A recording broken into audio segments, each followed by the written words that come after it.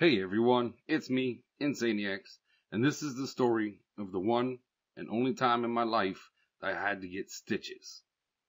Now, before we go any further and before I get into the story, just give you all a heads up, this is going to be a two-part story. This is part one, part two will follow in probably a few weeks from now.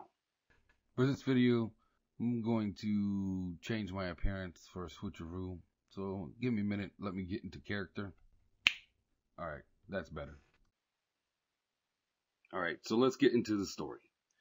If I remember correctly, I was about 15 years old.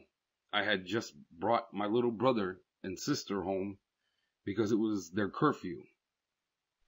I normally watched them until their curfew, then I would take them home, and then I could go back out to hang out with my friends for a little bit longer. So I go back out. I used my brother's bike because it was already on the porch of our apartment. It was a lot easier than dragging mine through the apartment from my room. Boy, was that a mistake. So I head down the street about a mile to another apartment complex where all my friends were hanging out at. On the way there, I hear a squeaking sound coming from the front of the bike. Squeak, squeak. I ignored it, thinking it was normal. So I get to the apartments where all my friends were. After a few minutes of sitting there, I was bored. Everyone was just sitting there on the stairs, not doing anything. So I went for a ride around the apartments. I'm riding on the side of the apartments and decide to pull up a wheelie. I pop the front wheel of the bike up off the ground. It's all good for like a second. Then I notice something is wrong. I see the front wheel of the bike out in front of me rolling down the road. Then for like 1 second, time stood still. And all I could think was, oh. So there I was on one wheel, forks only up front. So I know what you're thinking. How do you land a wheelie with no front wheel? I'll tell you how. With your face. So the bike comes down, the front forks dig into the ground, into the concrete, and it sent me over the handlebars, ending with my chin breaking my fall. It hurt, but it hurt like when you skin your knee or when you get road rash. At that time, I had no idea the damage I had done. I got up just in time to see the front wheel of my bicycle bouncing, rolling, and bang, it hit a parked car. I grabbed the bike by the handlebars and drag it on its one back wheel down to where my other wheel is.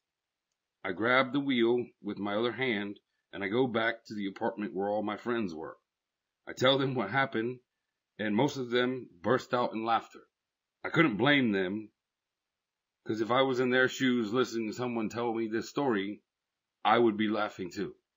I asked the girl who actually lived at these apartments that we claimed as our hangout if I could use her mirror and get a Band-Aid.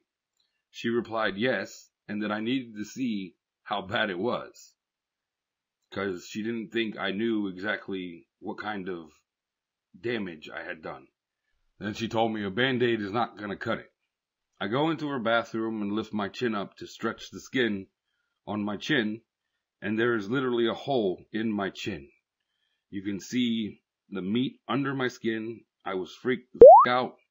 My friend then tells me I'm going to need to go to the hospital.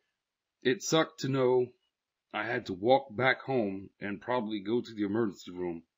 So I go get my bike and my front wheel that was no longer connected to my bicycle.